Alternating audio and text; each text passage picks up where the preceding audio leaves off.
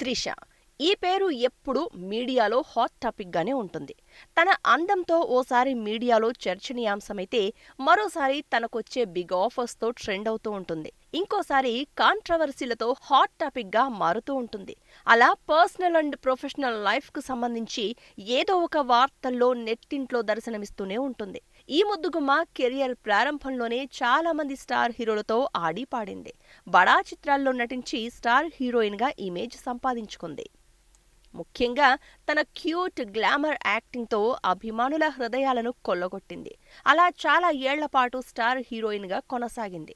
ఆ తర్వాత కొత్త కొత్త భామలు రావడంతో కొంతకాలం పాటు ఈమె హవా కాస్త తగ్గింది. అయితే ఇప్పుడు మళ్లీ సెకండ్ ఇన్నింగ్స్లో ఆమె కెరియర్ పరుగులు పెడుతోంది. చిరంజీవితో విశ్వంభర చిత్రంలో, పొన్నియిన్ సెల్వన్ చిత్రంలో అయితే తన గ్లామర్తో అందాల తార ఐశ్వర్యరాయ్ అందాన్నే బీట్ చేసింది. అనంతరం పలు సినిమాల్లో ఛాన్స్లను అందుకుంది. లియో చిత్రంలోనూ నటించింది. ఓ లేడీ ఓరియంటెడ్ సినిమాతోనూ పలకరించింది. ఇప్పుడేమో టాలీవుడ్లో మెగాస్టార్ చిరంజీవితో విశ్వంభర సినిమా చేస్తోంది.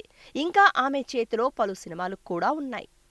40కి చేరువైనా నో పెళ్లి. ఇక ఆమె పర్సనల్ లైఫ్ విషయానికొస్తే వయసు 40కి చేరువైనా ఇంకా పెళ్లి చేసుకోలేదు. అయితే త్రిష పలువురితో లవ్ అఫైర్ నడిపినట్లు చాలా వార్తలు వచ్చాయి. ఓ బిజినెస్ మ్యాన్తో నిశ్చితార్థం చేసుకుని క్యాన్సిల్ చేసుకుందని ఫోటోలు కూడా బయటకు వచ్చాయి.